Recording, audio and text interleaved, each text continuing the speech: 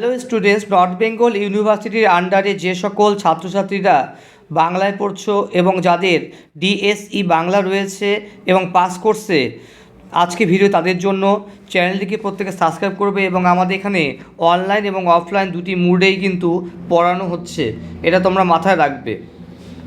তো এই যে তোমাকে পাওয়ার জন্য হে স্বাধীনতা যে কবিতাটি রয়েছে, এই কবিতাটি রচনা করেছেন হচ্ছে শামসুর রহমান।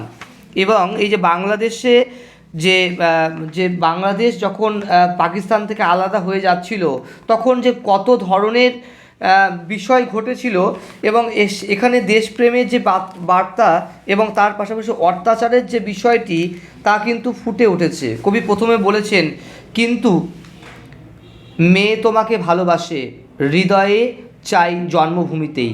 অর্থাৎ শামসুর রহমান এই লাইনের দ্বারা কিন্তু অবশ্যই জন্মভূমির প্রতি কিন্তু তিনি ব্যাখ্যা করেছেন।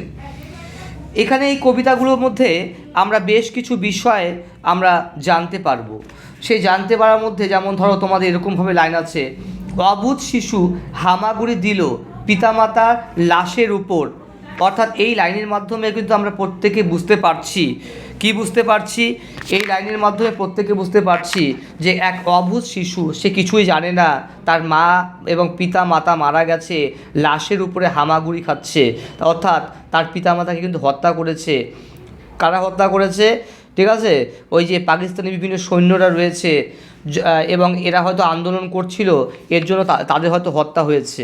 এরপরে বলছে, যুদ্ধকালীন দেশে যে যুদ্ধের পরিস্থিতি চালু হয়েছে তা দেখাতে গিয়ে কবি বলছেন, কি বলছেন, শহরের বুকে জলপাই রঙের ট্রাঙ্ক এলো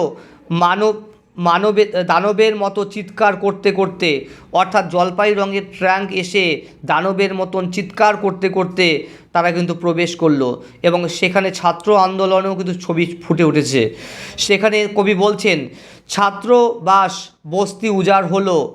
অর্থাৎ এখানে ছাত্র এবং বস্তিগুলো ধ্বংস হয়ে গেল এবং দেখা যাচ্ছে যে যেখানে সেখানে মেশিন গানে খই ফুটানোর মতন যত্রতত্র সেখানে কিন্তু রিভলভারে তোমার গানের যে গান থেকে তোমার যে রাইফেল যে গুলি হচ্ছে সেই বিষয়টা এখানে লক্ষ্য করা যাচ্ছে।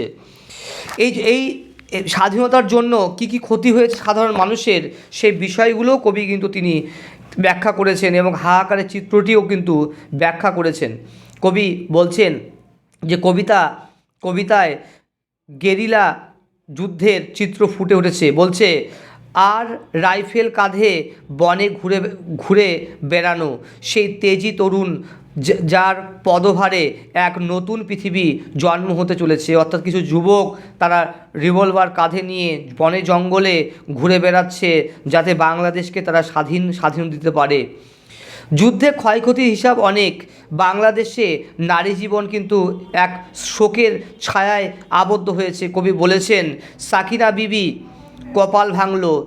বিবির কপাল ভাঙলো, সিথির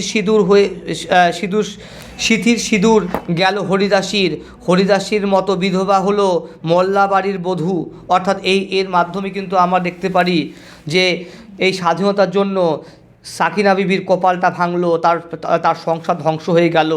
সিথির সিঁদুর তোমার মুছে গেল, অর্থাৎ তার স্বামী মারা গেল, মোল্লাবাড়ির বউটিও বিধবা হয়ে গেছে। এরপরে কবি আরও বলছেন, ভয়ঙ্কর অবস্থায় যে স্বাধীনতাকে মানুষকে এতটাই আঁকড়ে ধরেছিল যে এক নরবরে খুঁটি আতপোড়া বাড়িটা পুড়িয়ে দিয়েছে এবং সেখানকার এক বিধবা তোমার দাঁড়িয়ে আছে এক নরভরা দগ্ধ একটি খুঁটিকে কেন্দ্র করে। তিনি বলছেন, মোল্লাবাড়ির এক বিধবা দাঁড়িয়ে আছে নরবরে খুঁটি ধরে দগ্ধ ঘরে। এরপরে কবি বলছেন, এই যে খিদের জ্বালা, সেই খিদের জ্বালাকেও তিনি কিন্তু আমাদের সামনে তুলে ধরেছেন। তিনি বলছেন, কিশোরীর হাতে এলো ভিক্ষার থালা, হাড্ডিসার এক অনাথ কিশোরী শূন্য থালা হাতে বসে আছে পথের ধারে। অর্থাৎ সে খেতে পারছে না, কবে স্বাধীনতা আসবে এই যে বিষয়গুলোকে কেন্দ্র করে সে খেতে পারবে, সেই বিষয়গুলো রয়েছে। এই আন্দোলনের সঙ্গে অনেক মানুষ কিন্তু জড়িত ছিল।